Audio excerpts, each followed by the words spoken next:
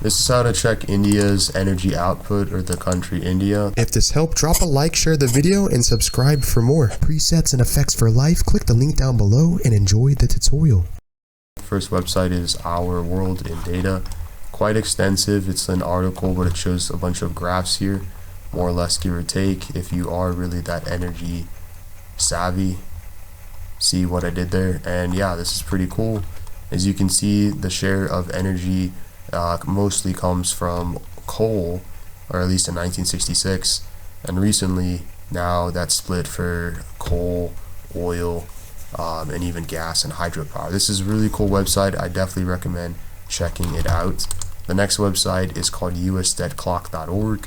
It's pretty simple. It just basically says the world energy consumption by country, and it will tell you in the billions of BTUs.